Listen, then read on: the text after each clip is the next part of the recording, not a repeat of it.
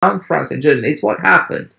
He wanted a federal Europe. Of course, maybe it's arguable that the place of such a great country with such an important history and with such a remarkable commonwealth, and at the time of Churchill in 46, also of a world empire, is not within this new federative and increasingly federative structure. Now, we may discuss what Europe has become since the moment when Churchill had this dream, from the moment of Schuman and Monet and De Gasperi and Adenauer and so on. Of course, we don't like a lot about Europe. We don't like the fact that Europe has forgotten its roots. We don't like the fact that Europe is becoming not only de-Christianized, but increasingly anti-Christian, which is incredibly worrying for people like maybe us. Maybe increasingly Muslim, and I have to say here, because I read... Yeah, but so is Britain. So is Britain. Yeah, but listen, Churchill would have hated the idea that a prime minister like Tony Blair would accept 2 million foreigners, aliens, foreigners, onto the British territory in less than 4 years. The idea that you have open borders, nearly open borders, and that happened, as you know, in the in the late 90s, in 2000. So yes. That idea, that notion was very, very much foreign to Churchill. Churchill said no more than 60,000 foreigners a year. And now we had 1.5 million foreigners in 1 year from Germany. I totally agree. But once again, it's not Europe's fault. That is not Europe's fault. There's Germany. No. Germany imported those Brexit people took to Germany, place 1 year after... Sorry to interrupt, but this is important. So, Churchill had a vision. He spoke in 46 when the British Empire was still alive. He spoke like that because, as I said, he was pissed off with the American president who did not behave when the three of them got together with Stalin. Then he was thinking of making this reconciliation between France and Germany on a Christian basis. Adrian, on a Christian basis. Now, you have a secular basis. Do you think Brexit happened because Europe is less Christian than Britain today, or what? No, I said that there's no ground. There's no common ground now that can keep these two countries spiritually together. As you said, spiritually, 2 times. But also, one more thing. Brexit took place, and I want you to pay attention. Brexit took place 1 year after Angela Merkel invited 1.5 million Middle Easterners. Muslim, some say invaders, some say refugees, call them as you want, certainly non-European people. So when that happened, you can argue that lots of people in Britain felt they should protect their sovereignty, they should protect first their borders, and then maybe think about economic terms or economic benefits. Yeah, my dear friend, but all the people that are now, well, of course, the European, I would say the European immigration in Britain is also important. There are 500,000 Romanians and 1 million Poles in Britain, and they are the 2 largest immigration groups, and they are EU. So in a way, if Brexit happened, it's perhaps that the British don't want so many Romanians and Poles in Britain. It's not because they don't want so many Pakistanis or Africans, because it's not Europe that brought them there. They were brought there from their former colonies by British politicians, and it has nothing whatsoever to do with Britain. The de-Christianization of Britain, the empty Anglican churches, the splendid churches that I go and pray in and attend office and attend High Mass in, the fact that they have become empty is not due to Europe. It's not due to Bavaria. It's not due to Italy. It's not due to Spain or to Romania. It's due to the British themselves. So they can't really blame Europe for everything. Now, what Europe can be really blamed for, and that's something that we also have to blame, but carefully, because we have to blame more things at home than in Europe. Well, so yeah. I wouldn't want to feed an anti-European current. But anyway, what they can blame, of course, is a kind of undemocratic elite that is now swaying over Europe, that is now controlling Europe, the European Commission. But even that can be mended. I think the European Commission can be actually elected, and anyway, it is voted by a parliament, and the parliament is voted by everybody in Europe. All right, the European Parliament is not strong enough, it's not representative enough, but this is also because the sovereign states didn't want to give it too much power and wanted to keep so much more for their parliaments. On the other hand, so the architecture of power in Europe can be rethought. The bureaucracy, red tape can be limited and can be. But now blaming everything on Europe, blaming everything on the EU is certainly wrong. And the Brits are wrong. And they are going to discover this, unfortunately, because they depend so much on Europe. 40 years of European integration, interconnection, trains, airports, trade, 1 million Brits living in Europe, 3 million European citizens living in Britain. There are people, there are destinies. So but listen, Adrian, you know too well that even the most radical Brexiteers, people like Jacob Rees-Mogg, for instance, very civilized, very well educated, and so on and so forth. Politicians like that, not to mention others like Boris Johnson, they all insisted that European people, like the Poles, the Romanians, who are already on British territory, will keep their rights, will actually be extremely instrumental to the future flourishing of Britain. So there's no question about sending 500,000 Romanians back home. Just send this message for making people more comfortable with the future, because this is not going to happen. However, you are right to say, and I admit it, that there was xenophobia expressed at our expense against us, Romanians, Bulgarians, Poles in Britain,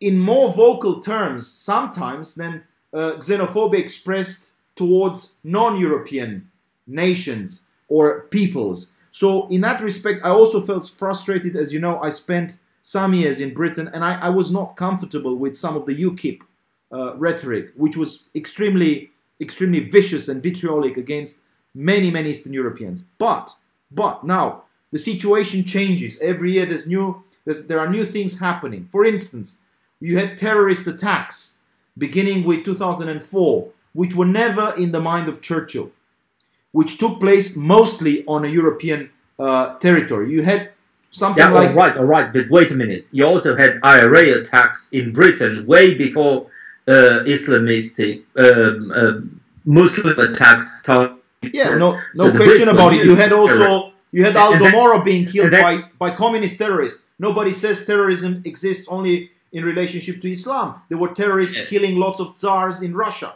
by the end of the 19th century. So nobody says political... It's not connected. That's not something that can be blamed on Europe. It can be blamed on the policy of single states. Now, single states have made single mistakes, and the British have also made their own mistakes. Which then they are being exported everywhere. So you have France making mistakes, but then the guy who is shooting people in Strasbourg goes into Germany.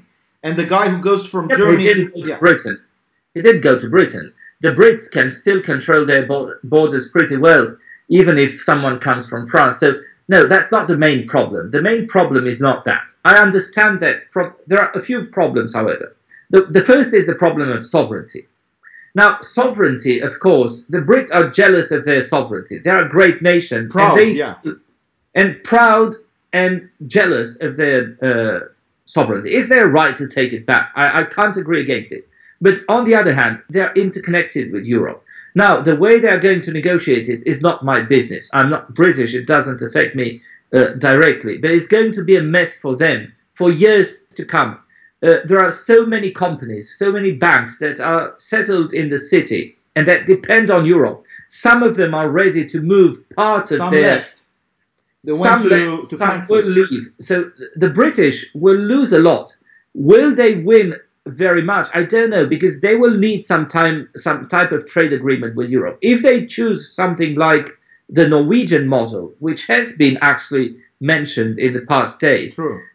Years actually, if they choose something like Norway, they will be out of Europe without having a political say, so they won't be able to counterbalance any French-German decision. They will still have to pay in order to have access to the free market, as they did before, but they will have none of the benefits of European membership. Right. They want. All right. They have their sovereignty in terms of what? Of foreign policy, they do have it already. Of defense, they do have it already within NATO anyway. Fiscal policy, they are not in the euro. They still have that freedom as well on their own currency and so on. What freedom did they not have? Yes, law. That's the only argument. That's the only valid argument. And indeed, the British type of common law is totally different from the one invented by Napoleon. And there, they want European law not to have any jurisdiction on Britain. Fair enough. Fair enough. Let's go more slowly. So let's go more slowly here. I'm for the Brexit. You're against it. So let's go now and play the arguments. I still want to go back to the borders, because the first sign of sovereignty is territorial sovereignty. That means you control your borders. There's no nation that cannot control its borders. Are you happy with that? There's no nation that cannot control its borders. And what is this changing? What Britain? So as we speak, my friend, as we speak, you can have French citizens, maybe of Algerian or Tunisian descent. But they are controlled as we speak. Have you ever traded? No, they can enter freely. They can enter freely into Great Britain. No, they can. Have you ever taken Eurostar from Paris or Brussels to Britain? No, I took more often the plane. Have you ever not been controlled? I have been controlled, but every time. All right, because you come from Romania. But I traveled from France and Brussels to London several times by train. You are controlled both in Paris and in London as you arrive. But they cannot deny your entry. You are being controlled. Depending. They can deny your entry if you're a danger, if you're on a list, on a wanted list. Of course they can. If you're a criminal, you will be denied entry. But you see my point. So the head of the police in France just recently mentioned, after the terrorist attack in Strasbourg, that there are 3,000 people, dangerous people, who are European citizens living in France as we speak, living around Lyon, around Strasbourg, around Paris, plotting, right? Plotting things which took place in Charlie Hebdo, which took place in of course, Lyon, which took place in Strasbourg, and so on and so forth. Also, I wanted to say Nice, right? So when you have a security issue, then you get scared, my friend. So that's why lots of Brits wanted to say no to the idea of 500 million people being able to come into Britain. That's what I think they said. I'm sorry. The problem is not that. Those criminals, first of all, perpetrated terrorist attacks in their country of residence. They didn't go to Britain. All terrorist attacks in Britain were perpetrated by foreigners coming outside Europe, or in Britain, or living in Britain. The attacks in Tavistock Square, in the bus 1905 or something, I took it very often when I went to London, or in the underground at Russell Square, or in other places where we both go very frequently. All of those things have nothing to do with the EU. So no, that's not the problem. And their borders are much better controlled than the borders between France and Germany and so on. So that's not the actual issue.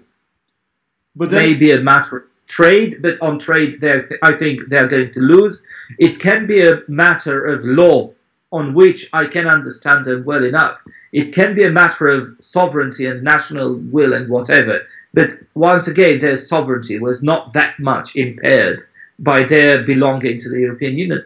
So ultimately, I really don't know what harm Europe did Britain and what immense wins they are going to have after. Well, some would say that subsidizing the French agriculture, for instance, while there are still lots of pockets of poverty in Britain, is something which you would not do. You would first try to mend things in your home country, and then perhaps help the French farmers. The notion of solidarity was badly played oftentimes by the European Union. The fisheries, for instance, in Great Britain were depleted because oftentimes, as I said, countries who have no history in terms of fishing took the fish from the Scottish fishermen. So there is a sense in which your own privacy is being invaded. When you're a fisherman in Iona and you see that the European fleet is coming to take your fish, which for centuries your ancestors used to take, there's a sense of being invaded by. Yes, but I'm almost an expert on fishing because I watched a and fish and chips, I'm afraid. Not only fish and chips, but actual swimming fish, in the North Sea and actually in the Channel. Now, let me tell you something. I watched a French documentary with a French fisherman, and indeed, the British territorial waters are much richer in fish than the French territorial waters. So the Frenchmen leave from their coast. They just have to sail for a few miles, and then they're in British waters. And they are very happy with this. But, of course, he was making this argument. They won't change it very much. And you know why? Because, all right, they may no longer allow us to fish in their waters. But if they fish very much, what will they do with their fish? They must sell it. They can't ship it to Brazil or to America. They have to sell it to us, to Europe. Why? They can sell it to the Americans. Why? Or to the Canadians? Because it's cheap. They have their own, and it's too far away, and it's not cost effective. So they have a surplus of fish, which they must sell to someone. This is not actually an act of pure generosity on the British side. They allow the Frenchmen to fish in their waters, and as a counterpart, they can sell them free of charge in France or Germany. Imagine Germany, 80 million people with almost no seas. They have to depend on that kind of fish. Central Europe, all of that, right? So the British will have to negotiate some kind of trade agreement with Europe, and they will end up allowing Europe to do exactly the same things as now. The only thing that is going to miss is Britain having a political say inside the European Union. And that, I think, is bad for the European Union in the first place. I sympathize with that as a Romanian. I wanted always to hear more the voice of Britain against Russian interest here, the Black Sea. Certainly. I agree with you. But just let us just pause for a second. I want to apologize to all our viewers. In the first 10 minutes, can you believe it? In the first minutes, only you were being listened to. I had my voice cut. The microphone didn't work properly. I apologize for that. Now we can all hear Mr. PAPAHAGI, and you can also hear myself. Please do put forward your questions for Professor PAPAHAGI.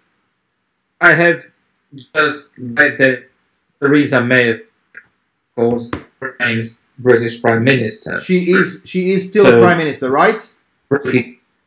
She is still Prime Minister, so her turmoil has not ended. So she won by 19 votes, and she's inviting Corbyn, that's the Trotskyite leader of the Labour Party, to talks over Brexit deadlock. And of course he demands that she rules out no deal before he will even sit down. Theresa May has faced a no-confidence vote called by Jeremy Corbyn later tonight. She still is a Prime Minister of Britain. The Brexit deal yesterday, ladies and gentlemen, this is truly historic. It's a great time to be alive indeed. It was defeated, the Brexit deal, by 230 votes, which was the biggest defeat for a government in history, outstripping Labour in 1924. And of course, the response coming from Brussels was very interesting. You had Macron being bold enough to say that he doesn't want to be contaminated with the chaos from Britain. Can you imagine? Paris is burning. His point is that he has his own. He doesn't need to import Britain.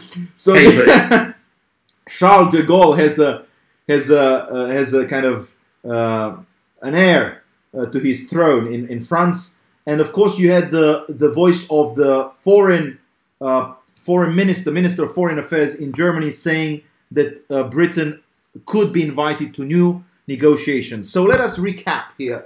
ladies and gentlemen, we are talking about the most probably controversial democratic decision taken by the people of Great Britain a few months ago, actually years ago.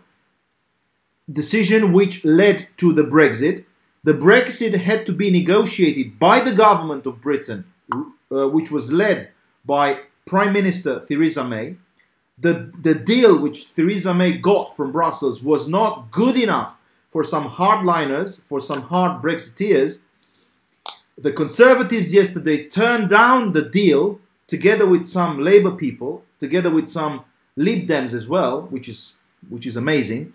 And now Theresa May has to do two things. First, to try to convince the European Union that she could give 40 billion pounds or euros to the European budget only with some specific conditions, or she could actually just prepare for a no-deal Brexit, which would take place along the lines of the World Trade Organization. And that would be implemented beginning with March 29th, I think, this year. So, beginning with April, Britain will be no longer part of the EU. These are truly historic times. And ladies and gentlemen, despite the fact that my good friend Adrian PAPAHAGI is against Brexit, I want to emphasize here that the institution of a referendum is a very democratic institution for which we fought together only a few months ago in Romania.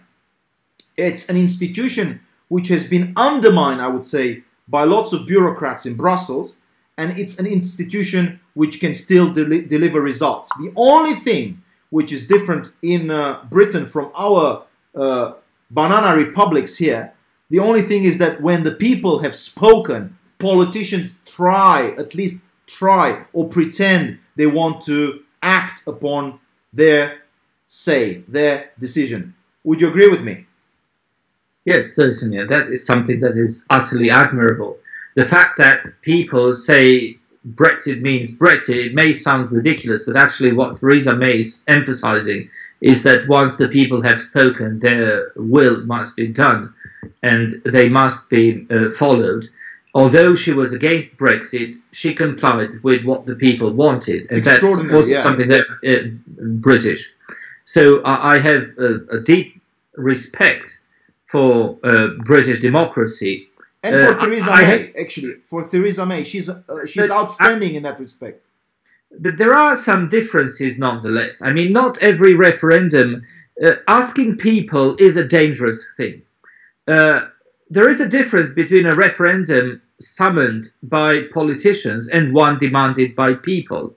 The referendum on marriage that we had in Romania in October, and which was also very heavily manipulated against, and actually was stopped for that reason, because of the incredible wave of disinformation that was being put on stage. But there is a difference.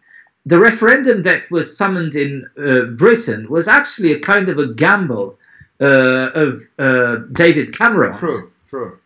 In order to prove that he is still master of the Conservative Party. And that was one of the most irresponsible things that a politician could do. Gamble the fate of its country for a political scheme that actually went wrong, because David Cameron was allegedly, or at least in what he said, against Brexit. So he wanted actually to disarm people like Boris Johnson and others. And Boris Johnson, what did he do? He is now out. The UKIP leader, Nigel Farage, the day after they won the referendum, looked as if he had been recently unburied. He was a living dead, really. He had this ghastly face. He was totally crestfallen, as if he had lost, because he had led his country to turmoil. Some would say it's because he likes some kind of, I don't know, powder. No, he's an absolute demagogue, and I have no complacency, no sympathy, no understanding for such people. They disappeared. He has an interesting radio show, though. But you can't say that all Brexiteers were stupid and idiotic and demagogues. No. Jacob Rees-Mogg is an extremely eloquent politician. I think He studied in Oxford. He was also at Eton, I think. Well, very many people went to Eton and Oxford. That's not a guarantee of character or. But he has 6 children. He's a practicing Roman Catholic. I like Christian. That very much. Good for him. He might become. Listen to this. He might become the Prime Minister of Great Britain. That would be great. He's a very entertaining and enjoyable character. I like him very much. I listen to his speeches and intervention occasionally. But that apart, I mean, if you draw a line, of course, 10 years from now, Britain will be fine and Europe will be fine, and or at least not much worse than they are now, which is not fine. But anyway. So I don't think that Brexit is that dramatic, and we have the tendency to overstate the catastrophe. Yeah, but for the time being, it's a total turmoil. It's a total mess, and in this mess, I don't know what will come out of it. Britain will lose money more than what it has to give Europe. It will lose business. It will lose opportunities. Individual people will have their lives unsettled in one way or another. I really don't know who is in a worse situation. Italy, with its currency problems and migration problems at the southern border. Germany, who doesn't probably seem to be able to have a functioning government. Spain, which has radical parties like Podemos ruling important cities like Madrid. France, with Paris burning and terrorist attacks every second month or so. I'm exaggerating, I agree here. Or Britain, who has to fix a problem. But Britain has always been resilient, historically. This is no argument. It's like saying, look, that neighbor has broken a leg, the other one has lost his son, and now let me cut my leg. No, it's not cutting the leg. It's cutting, it's cutting the laces. It's cutting the, what do you call them? The things that keep you like Gulliver on the ground. So Europe has now become a prison of the peoples, right? Come on. The bureaucrats. The bureaucrats are equally passing laws without the Brits being asked. Yeah, and Britain has no bureaucracy whatsoever. Everything works perfectly. We are halfway through our conversation. We have not talked about your beloved President Donald J. Trump, who is also a spectacle, a show in and by himself, with the shutdown going into the 29th day, I think, today. It's incredible. America is watching something very special. You see a politician, ladies and gentlemen, who is keen on delivering onto his promises. So he wants to build the wall because he promised. So the other party, the Radical Democratic Party, doesn't want that to happen. And I'm asking an expert in medieval history, first and foremost, to tell us something about the wall and the wheel, maybe. Do they work, sir? Do they ever work? Walls says yes, up to a point. It depends what artillery you have. So, for example, when the Austrians started building Vauban fortified cities in Transylvania, all over the place, in Arabia, in Alba Juland, everywhere, they had become pretty much useless. So it depends what type of wall you build and when. Do you know there's a guy born in Brasov called Orban, funnily enough. Maybe Ludovic, we don't know. But for sure he was called Orban, and he was born in Brasov, and he actually provided the Ottomans with the cannon which destroyed the wall, the 22 kilometers wall of Constantinople. Yeah. So it depends on the artillery. But you have the wall in Vatican, true? Yes, certainly. No, I think the following thing. I think that countries should have control of their borders, certainly. The United States is one big country. Europe also works as one big country. We don't have to defend Germany against the Austrians or Hungary against the Romanians or the other way around. So we have agreed that we are a space of civilization, just as the United States, with all the differences between Ohio and California, not Ohio, Oklahoma and California, are a unit. All right. So we're not talking about what type of borders, but about the borders in themselves. The people who say that countries should not have borders, not walls, that people should build only bridges and so on, are immense hypocrites, because all people, as I can tell, live in houses that have walls. We all are walled in. Why? Because we don't want perpetrators to come and rape our wife by night, or kill our children, or take away our goods. And for that reason, we have doors, solid doors that we lock twice every night, right? And we have walls, and we have fences, and we have all kinds of defenses and systems of security. And every country should have exactly the same thing. So big fences make good friends. Exactly. So I fancy that, right? All right. Now, no, it's. I'm not joking now. And people who say that everybody should have the right to go wherever they please is totally hypocritical and wrong. The freedom of movement, I keep trying to explain, concerns the fact that you are free not to be detained against your will. That is the freedom of movement. Not that you are free to go wherever you please if someone who is the master of that place wouldn't have you there. I don't have the right to go into your house if you don't invite me. If you don't invite me, I have the right not to be detained against my will for no crime in my own house. Yes, that's the right of freedom of circulation. But certainly it's not the right of someone who was born in Cluj to live in London. That's a possibility. It's not a right. Absolutely. And property comes first. So property comes first, and countries belong to their citizens. They do belong to someone. And those citizens have the right to decide who comes and who doesn't to their countries. And this is why they elect an administration who enforces border control. So Trump is totally right, and he's not doing or saying anything that his predecessors didn't do or say. Or maybe they didn't do it and just said it. Clinton has been shown to have said the same things. Obama said the same things. There is too much. The border with Mexico is certainly is permitted. It's violated. Crossed. It's violated daily, not only by unhappy people who want to go and live in the U.S., but even that costs the state money on benefits and other things, but also by criminals, gangs, and so on. Well, so tomorrow morning I'm going to America, to North Carolina, and I'm telling you, I will be waiting in a long queue, and I will show my passport. I will come back, as I will say, in 5 days, and because I'm a law-obedient visitor, I want to be shown respect. But these people who are crossing the borders illegally, they certainly show no respect. I might have my own economic reasons to go to America, but I still think I belong to another country. I'm a citizen of Romania and of the European Union, and I'm not an American, and therefore I should obey their laws. Now, I want to actually introduce something here more philosophical, because you were studying also the postmodernist French philosophers.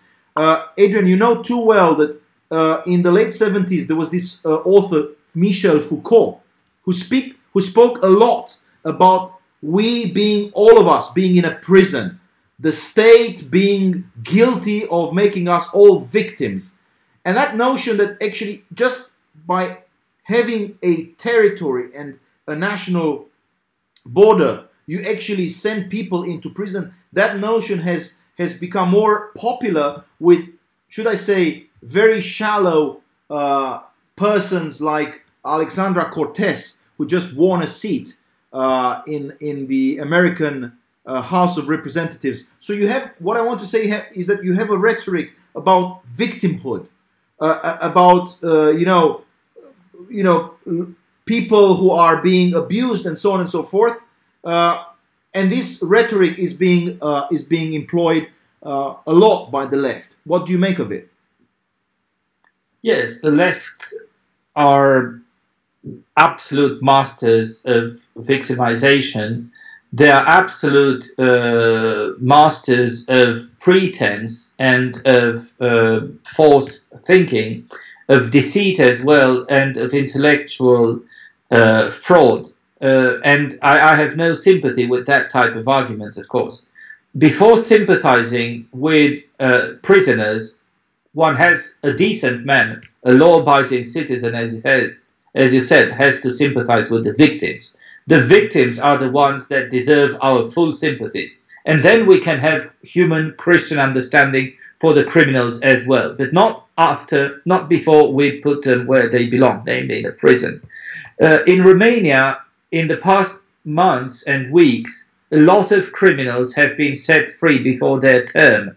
By the socialist government, should we say? By the socialist government, and many of them have raped and have killed again. There has been an epidemic of violence, of crime against young girls, against children, against old people, against all kinds of citizens. So before we have any type of compassion with criminals, as Foucault had. Now, the left, of course, invented this idea. They started enjoying, loving whoever is transgressive, subversive. All the marginals trespassing, yes. So all madmen, all eccentrics, all perpetrators, all foreigners, all people that do not belong all the weirdos, yeah. But people who do not belong actually to the mainstream of honorability or nationality or anything. I'm not saying that everybody who does not belong to that that center is a criminal, but they have developed a taste for the criminals, not only for the marginals, for the poor, for the drug addicts and so on, but also for criminals in general. And this philosophical current, I would think, has led to softening the act of justice all over Europe. We see in France people who have been convicted several times of terrorism walking freely and planning and fulfilling. Scheming, yeah. I mean, people who were indicted, who were convicted 10 times should not be free anymore. They should not be able to kill people in the streets. So before we wonder why that poor boy of 22 is so dejected, we should be worried about the 2 or 3 or 50 innocent victims that he's taking the life of, right? That he's robbing of their life. In San Bernardino, Adrian, as you know, more than 50, 60 people have been killed and injured by a fanatic, and he was a terrorist, and the FBI under Obama was not allowed to interview him, though he was a suspect. 6 months after he has been interviewed for the first time, they had to actually cancel all the interviews because apparently there was an act of discrimination. So sometimes politicians pass stupid laws which make our security less strong. But let's go back to this notion of civilization, citizenship, sovereign countries, and borders. I see borders, Adrian, in the nature, in nature, in the wild world. I see natural borders like the river. I see also ancient fortresses which were built by the Romans, by the Greeks, by the Persians, by the Jews.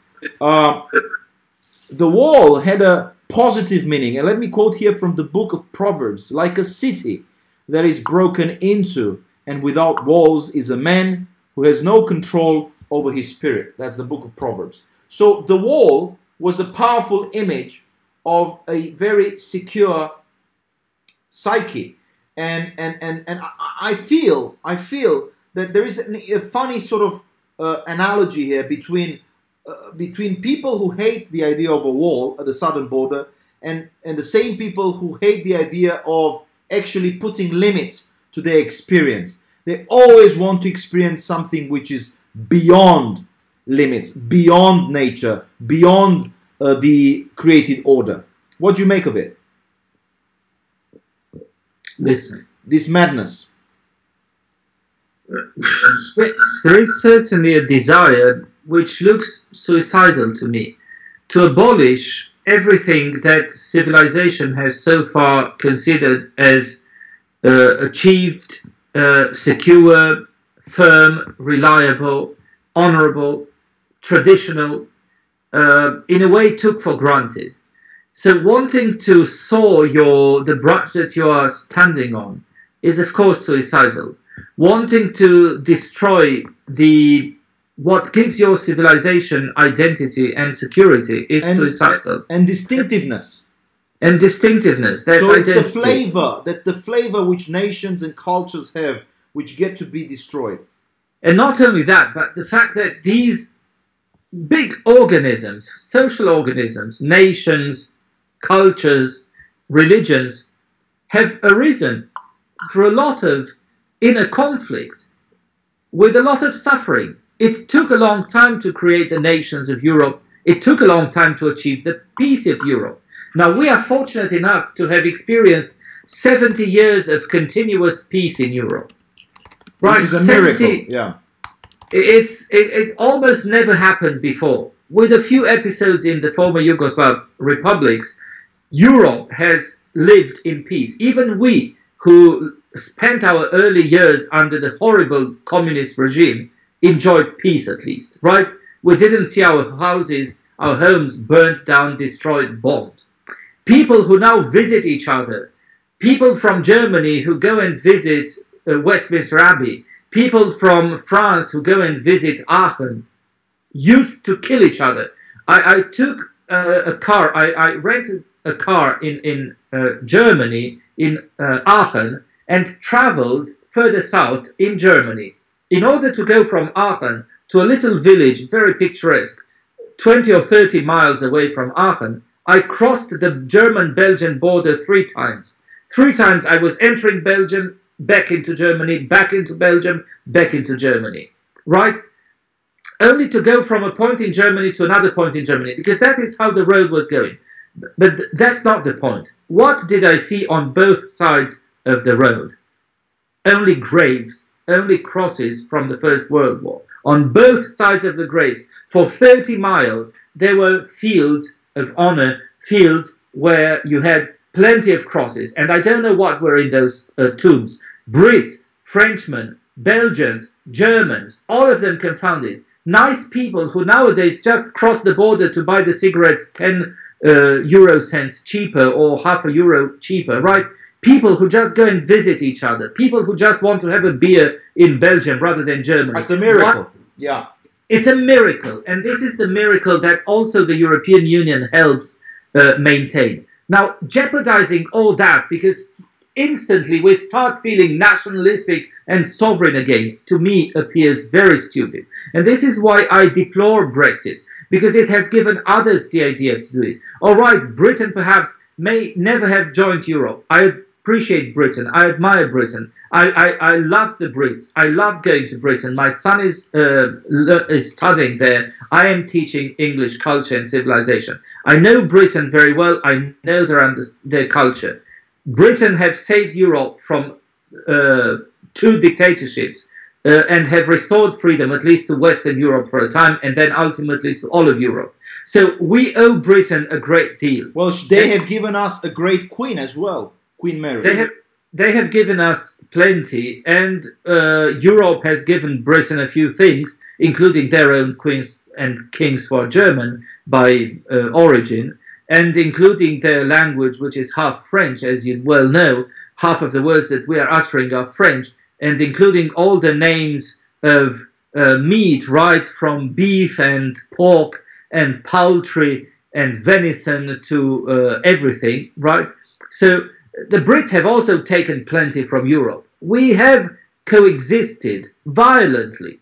Now, the mere perspective that one day my son could be called to shoot Hungarians, and that instead of crossing the border over to Hungary to take a bath at Hajdú-Szoboszló or Széchenyi Fürde, that I would have to go to Hungary fearing to be shot, or go there with a gun in my hand, shooting people who yesterday were selling me Kürtös Kolács for 1,000 forint, appears to me absurd. Now, we have this European Union. I think that we should stick to it. Absolutely. Because despite all its possible shortcomings, to which I may agree, its benefits are immensely more important than its shortcomings, its drawbacks. Now, I don't know for Britain. Perhaps Britain is better off than Romania. But now I'm talking about Romania.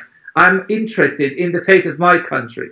Of course, what happens with the great powers affects us. But if the spirit of dissolution enters Europe once again, if nationalism conquers our European countries once again, not legitimate patriotism, not legitimate pride of being what you are, who you are, yeah.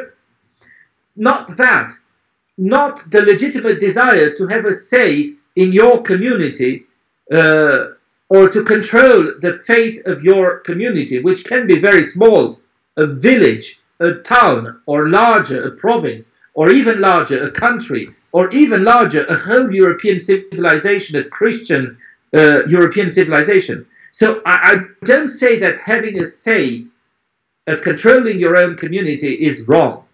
But now, sacrificing European peace for the sake of whatever complaints and griefs you may have against some bureaucracy. Come on, that bureaucracy is not really killing Britain or us or anything. If something is wronging us, it's our own corrupt politicians. It's our own corrupt souls, we can also say, because we are not exempt from that. And I want to say something for our conservative friends who are listening on both sides of the ocean. I know that we have friends in America listening to us. It is not Europe. It is not the European elites that are hindering us from going to church. It's not the European elites that make us anti-Christian. Yes, there is an anti-Christian feeling all over Europe, including Britain. David Cameron entered gay marriage, and he was not forced by. He voted for. He actually instated gay marriage in Britain, and he was not forced by the European Union. The Brits have legalized all kinds of euthanasia. You know of dramatic cases that would not be possible in Italy or in Spain or even in Ireland, and so on. So it's not a matter of Europe. It's not Europe that is emptying British churches. It is not Europe that is building mosques in London or Oxford. It is not Europe that is de-Christianizing Britain. It's their own work. So they have themselves to blame for it. And it's not a few Poles and Romanians that are going to destabilize Britain. On the contrary, they need those Poles and Romanians that do the jobs that they no longer want to do. And it's better to have Romanians and Poles who are Christian and come from a compatible culture do those jobs than people coming from the end of the world, from former colonies. So that's not Britain's problem, and that's nobody's problem in Europe. So I'm an advocate of the European Union, not of its elites, not of the reigning socialism, which is also reigning in the United States, by the way, in the elites of the universities and in the media, and that's not a reason for us to be anti-American. So, of course, I would like Britain to have Christian and conservative leaders. I would certainly like all Europe to rediscover its identity, but it's not a reason of dismantling the European Union just because our elites have gone berserk. Thank goodness. Thank goodness. My case. Thank goodness. Above all party lines, there's the Queen, there's the Crown, which is a symbol of British continuity.